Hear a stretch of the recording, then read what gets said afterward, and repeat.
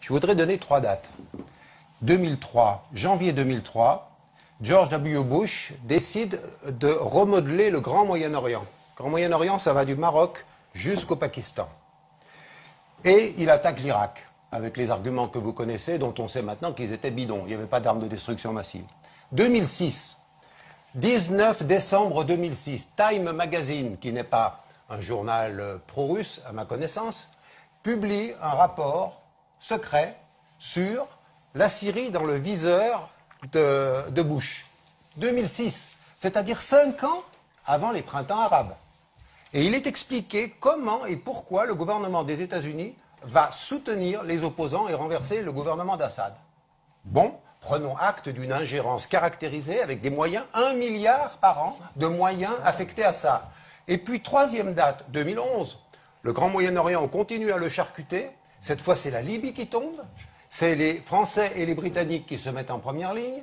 Et dans cette même période, on commence un nouveau programme sur la Syrie, du côté des États-Unis, pour armer les combattants.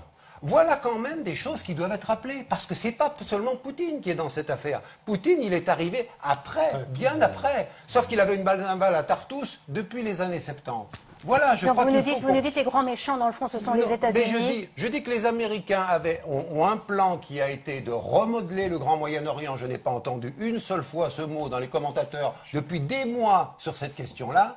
Et ce projet, c'est un projet de prise du pouvoir et de faire tomber tous les États qui étaient bassistes, indépendants, tortionnaires, on est d'accord, mais avec un chaos beaucoup plus grand depuis qu'on a dégommé Assad, dégommé Kadhafi et qu'on essaye de dégommer Bachar, on a effectivement beaucoup plus de morts et beaucoup plus de réfugiés et beaucoup plus de drames humains. Voilà le résultat. Donc il faut quand même que vous soyez cohérents avec vos postulats de départ. Est-ce que vous soutenez ce projet-là, ce dessin-là, ou est-ce que vous considérez, comme moi je le considère, que toutes les ingérences ont été négatives?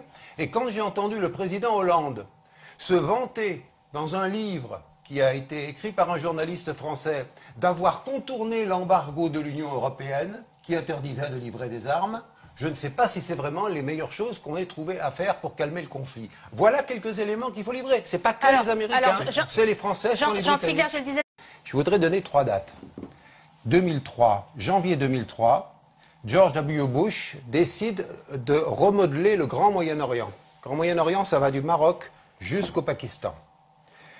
Et il attaque l'Irak, avec les arguments que vous connaissez, dont on sait maintenant qu'ils étaient bidons. Il n'y avait pas d'armes de destruction massive. 2006, est en première ligne. Et dans cette même période, on commence un nouveau programme sur la Syrie, du côté des États-Unis, pour armer les combattants. Voilà quand même des choses qui doivent être rappelées, parce que ce n'est pas seulement Poutine qui est dans cette affaire. Poutine, il est arrivé après, bien après, sauf qu'il avait une balle à Tartous depuis les années 70. Voilà, je crois... 19 décembre 2006, Time Magazine, qui n'est pas un journal pro-russe, à ma connaissance, publie un rapport secret sur la Syrie dans le viseur de Bush. 2006, c'est-à-dire 5 ans avant les printemps arabes. Et il est expliqué comment et pourquoi... Vous nous dites les grands méchants, dans le fond, ce sont les États-Unis. Je dis que les Américains ont un plan qui a été de remodeler le Grand Moyen-Orient. Je n'ai pas entendu une seule fois ce mot dans les commentateurs depuis des mois sur cette question-là. Et ce projet, c'est un projet de prise du pouvoir et de faire tomber tous les États qui étaient bassistes, indépendants, tortionnaires, on est d'accord. Le gouvernement des États-Unis va soutenir les opposants et renverser le gouvernement d'Assad. Bon, prenons acte d'une ingérence caractérisée avec des moyens, 1 milliard par an de moyens affectés à ça. Et puis, troisième date, 2011, le Grand Moyen-Orient, on continue à le charcuter. Cette fois, c'est la Libye qui tombe. C'est les Français et les Britanniques qui se